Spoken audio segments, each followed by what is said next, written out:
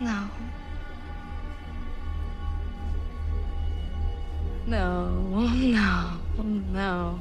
Well, I think we have much to talk about with Curry Barker's latest entry into the world of horror, Obsession, starring Indy Navarrete, who plays Nikki, Michael Johnston, who plays Bear, their two friends, Ian and Sarah, played by Cooper Tomlinson and Megan Lawless. I think this is Curry Barker's first feature length film he's done. It follows a group of friends. In particular, it follows a guy named Bear who has a bit of a crush on one of his coworkers and another one of the girls in the friend group, Nikki. And he's a really shy, timid guy, kind of struggles to share his feelings, and he's looking for the right way to tell her that he's into her. And what follows is sort of a spiritual and haunted way of capturing her attention. So after visiting a sort of spiritual shop that sells the typical like sage and crystals and all that good stuff, Bear picks up a one wish willow, which I have actually one right here. The one wish willow. Um, it's essentially a magical stick, and when you break it, you get one irrevocable wish, and yeah, no takebacks. You get whatever you wish for. So, being the shy, timid, uncertain guy that he is, Bear wishes that Nikki, his crush, will love him more than anyone else in the world. And as you can imagine, for a horror film, and also with most things that are magical, it doesn't exactly go to plan. Nikki quickly becomes almost overtaken. I would even argue, not even just necessarily in love with Bear, but almost more of like this sort of like alternate spirit that's kind of doing whatever she can to please him and make sure that he's also just as much in love back with her. Yeah, this was a wild, definitely very interesting film. Um, Wild. I didn't really think about the fact that, there's like the tried and true, like, be careful what you wish for sort of saying and words of wisdom. And that didn't really hit me until like leaving the movie. I'm like, okay, I mean, obviously this falls in that camp of like, the cautionary tale about being careful what you wish for. But I think just because it was executed so much differently than other movies I've seen that are in a similar vein, and it felt just really fresh and engaging. It's like that's in the backdrop, of course, but there's like some paradoxes in there. There's a lot of like philosophical questions that you end up asking yourself even during the movie. Yeah. What were they? I mean, we can dive into it. I mean, I guess before we dive deeper into this movie, like I had such a great time in the theater watching this. I was very uncomfortable a lot of times. I was just looking around and seeing like, is everyone as shocked as me right now? It's cringe. It's very cringe, very awkward, very uncomfortable. I like that at some points that discomfort like flip-flops from characters, because you would think it's just Nikki the whole time. That's again, she's the one that has had this wish kind of thrust on her. But it's not always her that's really the root of it. In fact, the wish itself, I mean, it's really all Bear's fault and his own doing. And I think where you start like sympathizing with him, that kind of unravels really quickly once you just realize that he is pretty much aware of what the wish is causing, and he's still along for the ride and kind of not doing a whole lot to unwish it or find another way to fix everything or snap Nikki out of it. And I think that's actually where most of the horror actually comes in for me, is because of Bear, continuing to essentially want this wish to still be a thing. I was thinking about this. At what point do you think he knew his actual wish was granted? I mean, did he know it from the get-go? I know it was pretty weird that she just went full 180. Mm-hmm. But I'm wondering, did he not stop or try to stop this from going further because maybe in his head he was thinking that like it couldn't possibly be that one wish willow. Is this really her? So, I think that's where it starts. Like, you're like, I think most people in that situation would not you know, they would think, oh, well, it clearly is something else. It's not this like $5 stick from like a basically Yeah. gag gift type thing. You know, they also kind of do this supercut of their relationship building. Now I'm trying to think back on how it all played out. So he makes his wish. At first, I think he's a little bit hesitant that, you know, her behavior kind of snapped and changed a little bit differently. And then, yeah, they do this supercut of their relationship building, and you can tell they're like going on dates and hanging out with each other a lot more. And at this point, obviously as the audience, we're aware that she's under this spell, but you know, I think maybe he wouldn't necessarily be aware of that at that point. But I think it would be some of the stranger behaviors that she exhibits, such as the duct taping tinfoil under the front door Yeah. in order to keep him at home. Instead of I think, what did he have to, he had a shift at work, she just wanted to keep him at home, but he just walks out the door and keeps it going. I mean, I would have called the cops already. I wouldn't have come back to the apartment for sure. There's also the special lunch she prepares for him that he figures out what it is, and I think he still comes home and it's, you know, he's still not doing a whole lot to like figure out a way out of this. The takeaway for me is really just all about him, and like it is his obsession. Like he makes the wish for her to fall in love with him, but that's not really what ends up happening. And what does happen, he kind of keeps it going because he's the one that's actually obsessed. For somebody to allow all those things to happen, then you also have that obsession with Nikki to allow all the things that she was doing to just take place. Yeah. One specific scene that like really reinforced that for me, because again, maybe a lot of the things that transpired after he made the wish, you know, again, under normal circumstances, someone would chalk it up to just coincidence or something, or that she finally actually confessed her feelings or something. But there's one particular scene where and actually it's kind of funny, the scene and like how it plays out, but he calls this like customer service line on the back of the One Wish Willow. And he's talking to also the person on the other end just had a very like sultry, weird kind of voice. And he's talking to the person, but what he actually asked for first, and this just, jumped out like immediately, is like, he doesn't really ask like undo it or anything. His first thing is like, can he alter the wish? And I guess we don't really hear what he wants to alter it to be, but it just jumped out that his first instinct wasn't like, oh, I need to completely undo this, and then finally when he learns he can't change it, he asks to cancel it and is told no, that's not an option either. That specific scene is funny, but it's also terrifying, because then you also get some sort of acknowledgement that Nikki, like her actual spirit and soul, isn't in her body as far as what I could tell, because he's asked if he wants to speak to her on the other line. Then he just ends up going back inside, and that's really like, for me, that pivotal moment of like, this dude's crazy actually. Like, he's the one that's trying to keep her under this spell and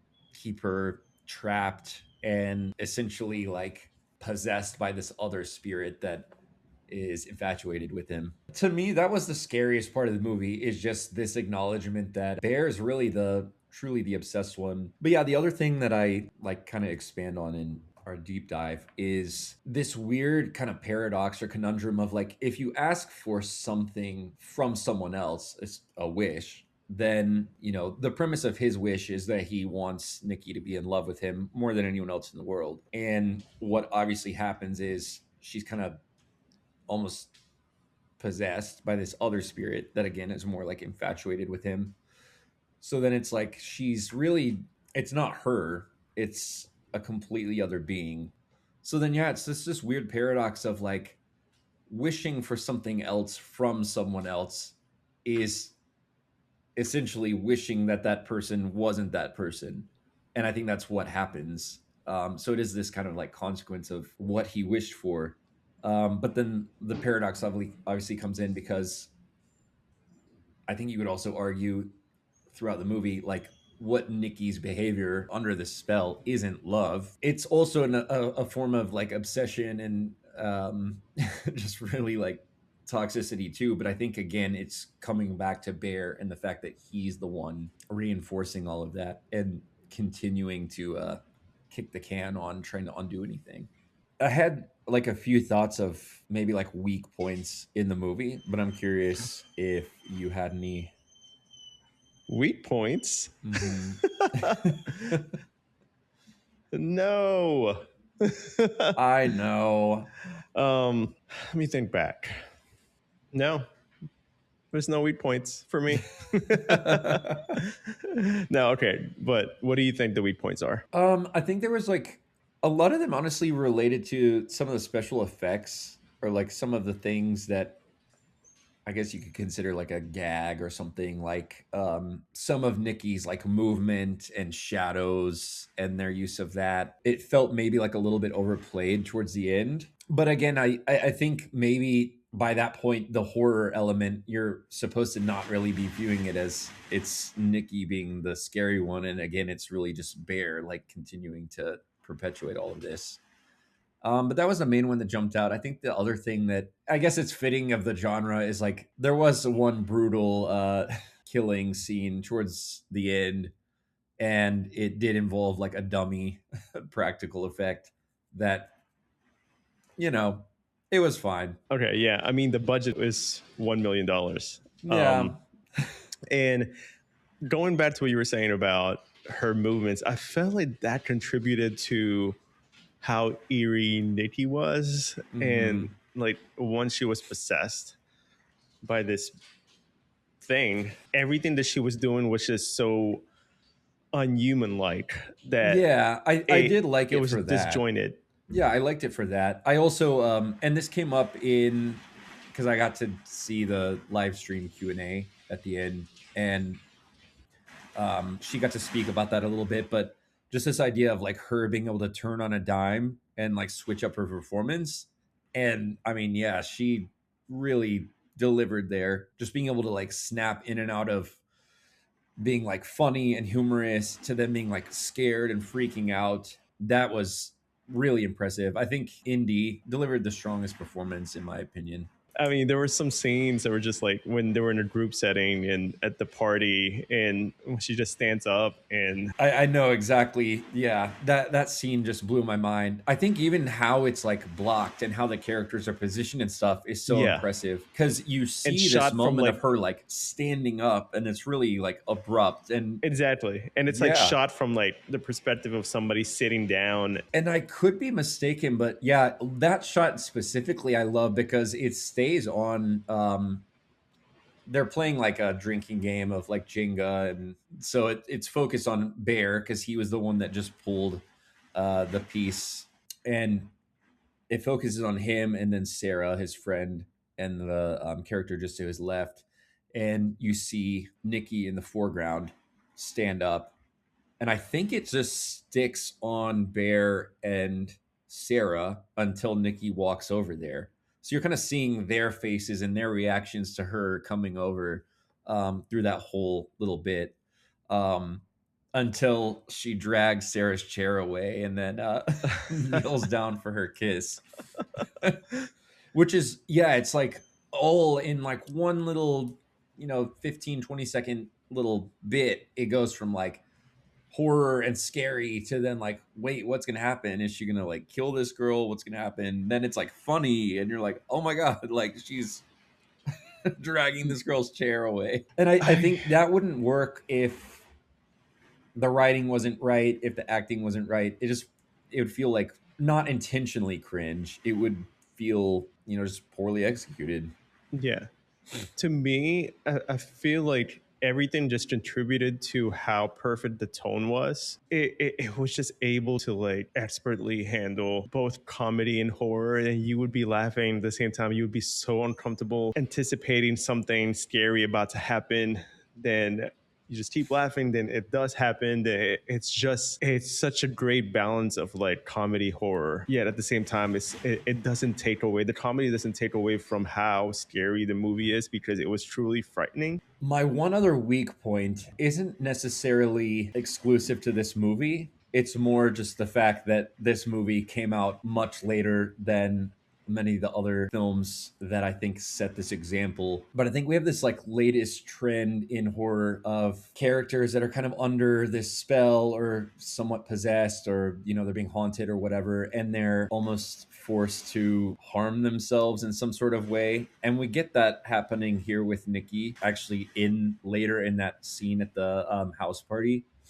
And I mean, we've seen it in Talk to Me, in Midsommar, in Hereditary, and just, I mean, the list goes on. And I actually saw something recently talking about that as like why that's a theme in horror these days. And it was just kind of getting to like this notion of like isolation and like the things we do to ourselves. And I also think this movie maybe has more of a claim to why that this character would be doing that. This is one where the person who's like essentially locked out of their body and maybe snapping back in and out of it in brief moments would be kind of brought to doing something like that. But yeah, I think, again, it's not so much that it's an issue with this movie specifically. I think it's just, it feels like a tired trend at this point in horror. I get it. You're tired of it. But it's going to keep happening. It didn't bother me. I think the only other reason it bothered me is like narratively, it made some of the things that happened afterwards not make as much sense to me. I like, it didn't feel natural that that would happen at a house party with all these people witnessing it, including some of her closest friends. And then, you know, they leave, not on an ambulance. He just drives her out of there. And then I think, again, every like follow up and everything after that doesn't feel like that happened to a real life person. That's where it kind of goes like more abstract and more fantastical, is because, you know, it's like, where are all the people checking in on her? Where's like her work and friends and colleagues? And, you know, they're letting her continue to go home with this guy who maybe they had already been speculating or rumoring about their relationship being like kind of abusive and stuff. So I don't know. I think that's where it felt a little bit disjointed in how the story was being told. I do have to say that I think the reason why how certain actions by some of these characters, by either by Nikki or by Bear, I do recognize how it would take some people out of the movie and start questioning why, okay, this or that is not realistic. The reason why I was fine with it all, because the whole concept behind this whole thing was him going to a store and buying this one wish willow and all of a sudden getting his wish granted. So that in itself just takes me to this whole fantasy already that where anything can happen. Yeah. I mean, these complaints are honestly like very minimal. I mean, I think I really enjoyed the movie overall, so I wouldn't even say it's like ruined the movie or anything in any particular way. They're just thoughts I've had of like, oh, maybe these were things that could be improved, or yeah.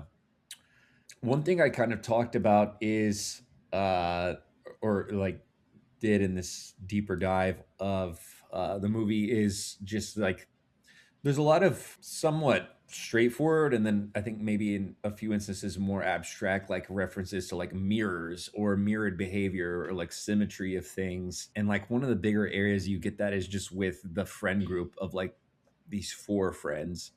And there's all kind of like love triangles and patterns within it. I mean, they've slept with each other, all four of them. Pretty much, yeah, all of them. And then there's like, yeah, all the secrets and stuff. And I mean, you get almost like even like toxic behaviors from all of them. Even the short bit that we see Nikki as like herself not under this spell. I think there's like so much symmetry with them. And I think they're trying to, you know, kind of paint them as like foils to one another, or again, mirroring each other's behaviors. And then quite literally, you have a lot of reflections in the movie. Like you'll get this glimmer off of Nikki's eyes when she's under the spell, or you get Bears looking in the rearview mirror of his car. And I think that to me jumped out as like this reflection of his obsession. So the spell or the wish that he made was really reflecting his own obsession with Nikki. I mean, again, where it starts off seeming like innocent and cute and like, oh, he's just this shy guy and he just lost his cat and he's kind of down, you know, down in the dumps, but he's, you know, really infatuated with Nikki and trying to make that work. And then, yeah, it's obviously, as we learn, like he's keeping this wish like applied to her. It's like that's the mirror of that spell or the wish. It's like his own obsession. The easy takeaway here is like, oh my God, she's crazy. I gotta watch out for like girls. But like she only became that because of him, because of his wish. Yeah. Well, I mean, it is really like reflective of the fragile male ego. You said it. Let's also talk about the lighting that Curry Barker used, because the lighting he used specifically on Nikki, it creeped me out. Yeah, I mean, even like what I was just talking about, like the mirror aspect and like the reflection in her eyes, but really in a lot of the scenes you're getting like almost this backlit version of her where it's like a shadow or like a silhouette.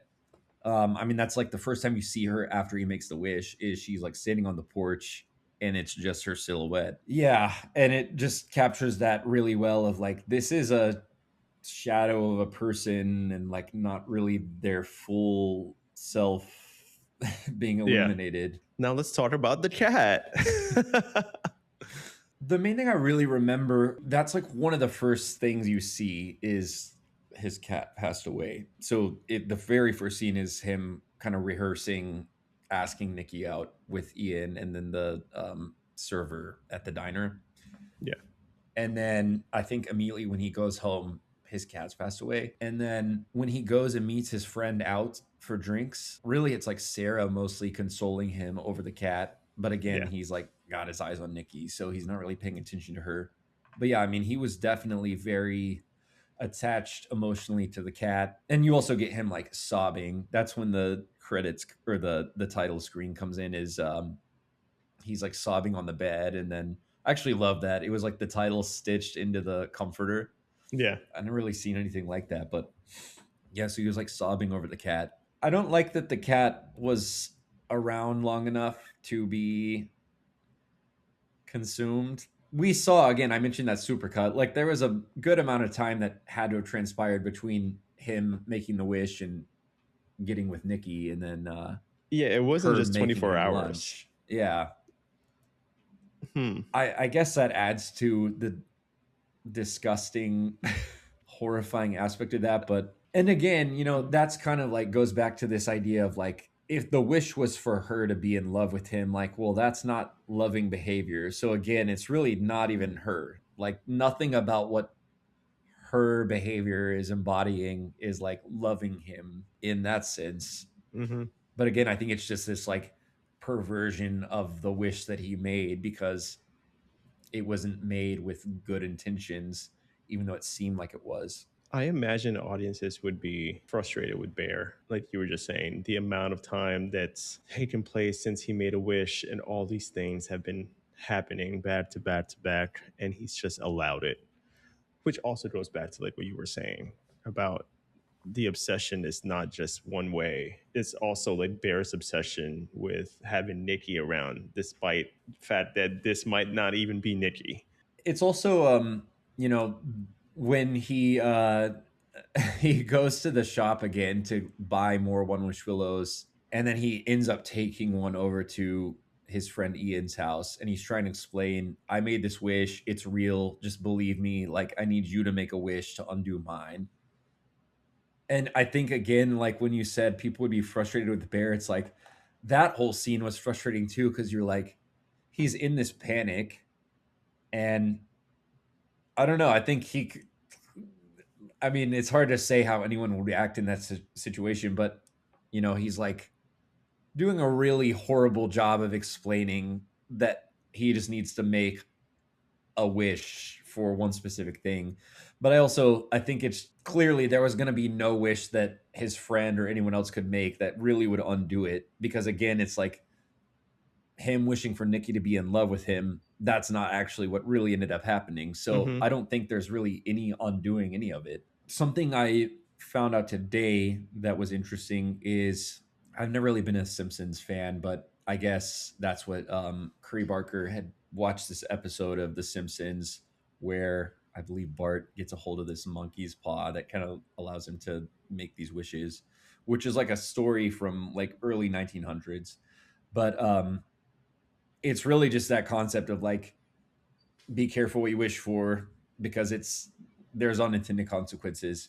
But something interesting about that too is like there's this whole Reddit community about the monkey's paw, and it's kind of just a funny little thing that people do is like they'll say a wish in that community, and then people in the comments will respond like, "You got this part of the wish to come true, but then because of that, there's like this other consequence."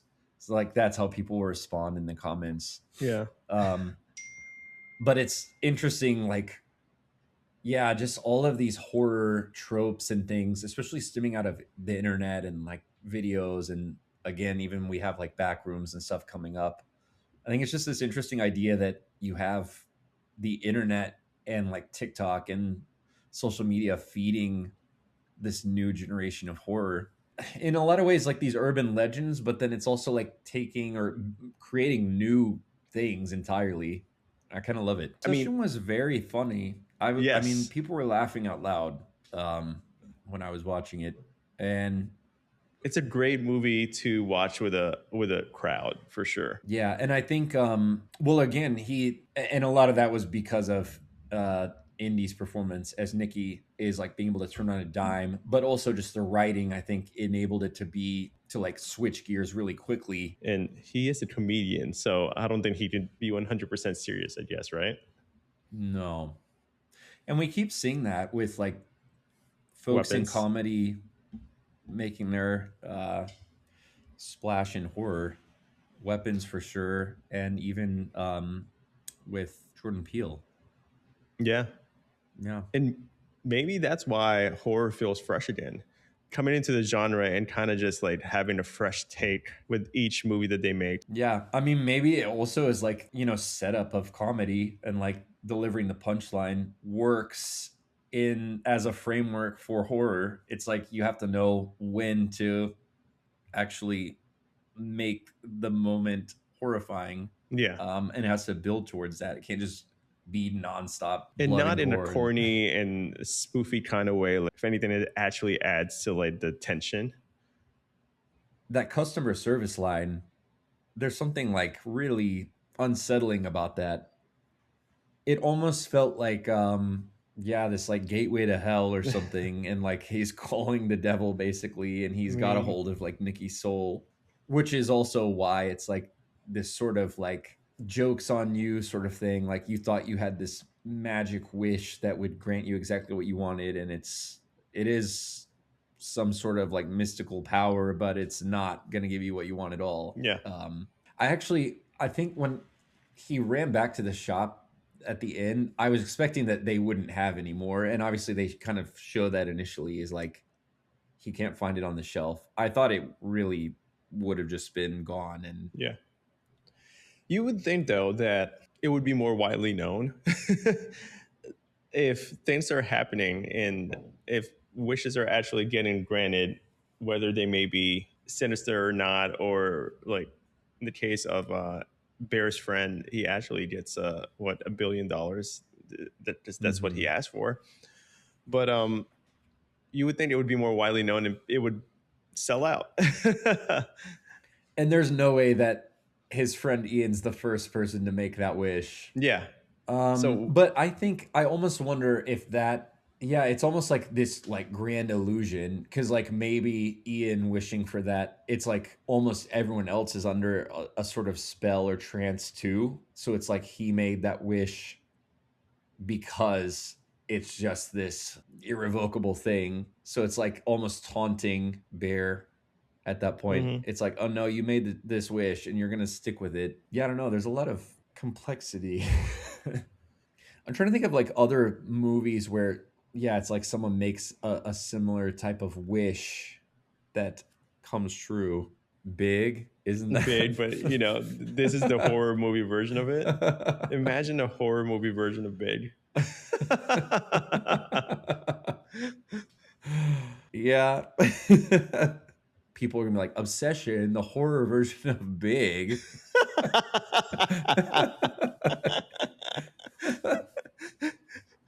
We didn't talk about one like one of the other scariest scenes. Oh my God. How would we not talk about that? Okay, what is it? When she's asleep. Yeah, Bear basically gets that late night text from Sarah, and she's like, I'm going to come over, or you can meet me at the park, but I have like something really important to tell you. And so he's like reaching for his phone and trying to be subtle to not wake up Nikki, who's next to him. And then he's, going towards the door to sneak out because he doesn't want Sarah to show up. And right as he's at the entryway, you hear Nikki's voice, and she's like woken up. And what's so scary about it is it's like the real Nikki, and she says like she's asleep, implying like whatever, again, other spirits like in her body now is asleep or away, and she's been able to like repossess her body, I guess.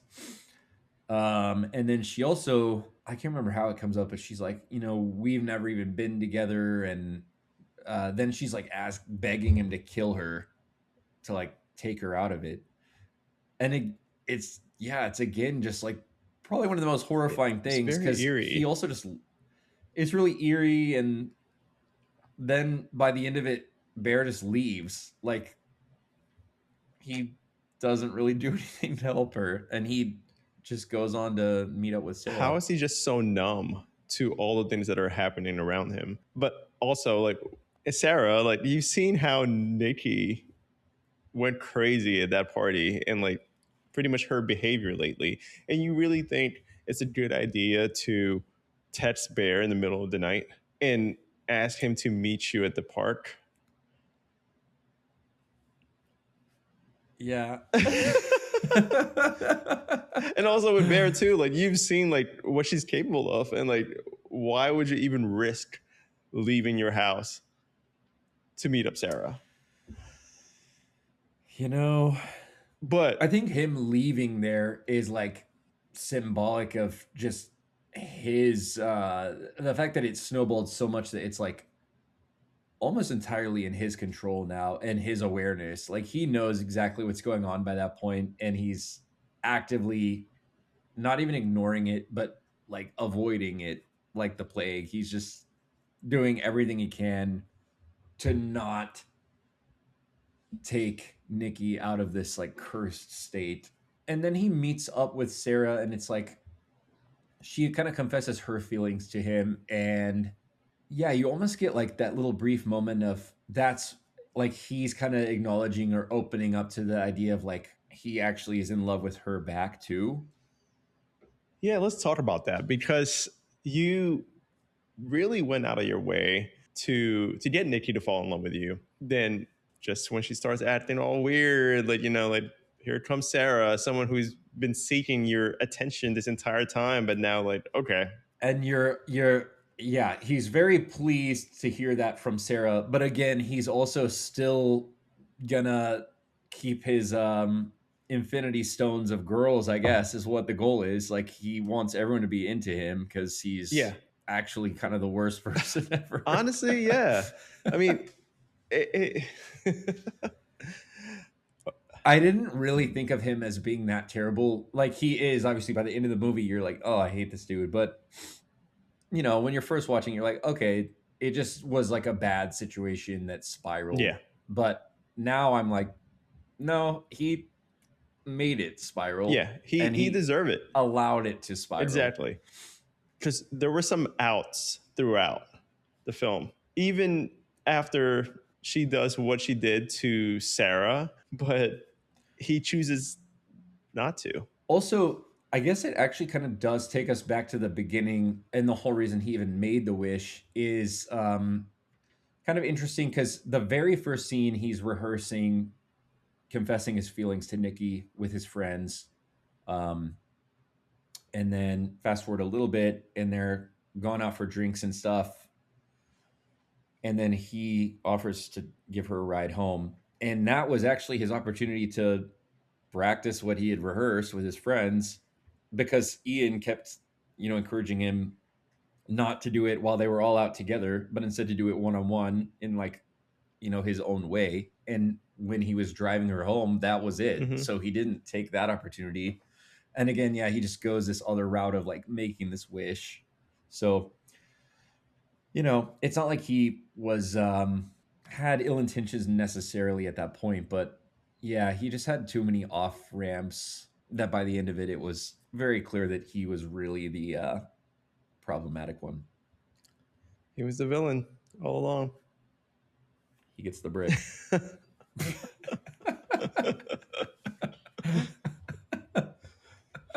Yeah. No. I feel like there's more to the cat thing. I don't know. Like much more.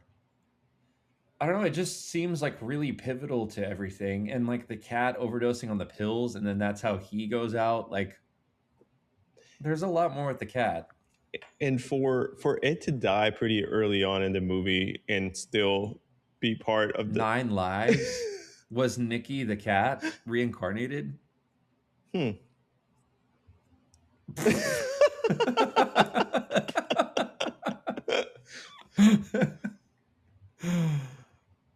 don't know. Maybe. It's honestly a really like the fact that there's so much to like pick out of it is crazy. Like I feel like we've watched other movies that we loved and like raved over and had maybe an ounce of the amount of stuff to talk about. Even like Weapons. I loved Weapons, but like some of the imagery and stuff, it was just like there. Yeah. And I don't know, it was like harder to pick at. All right. Should we make a wish? I only get one. That seems like a scam. All right, let's see what this is about. I'm nervous.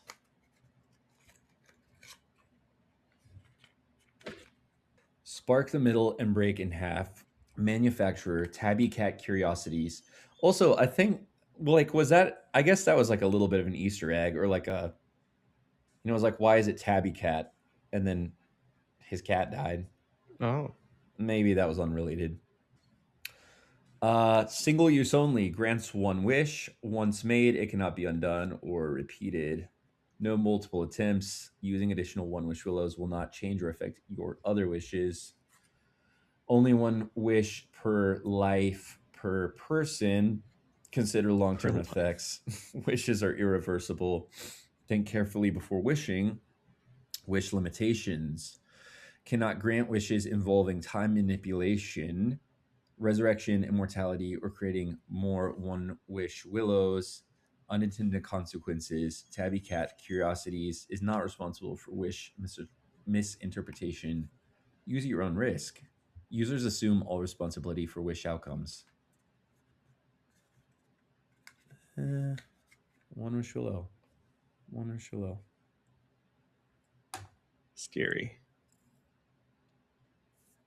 So, I wish everyone watching would go to the cinephilemind.com, like, comment, subscribe, share with your friends, read our deep dive, and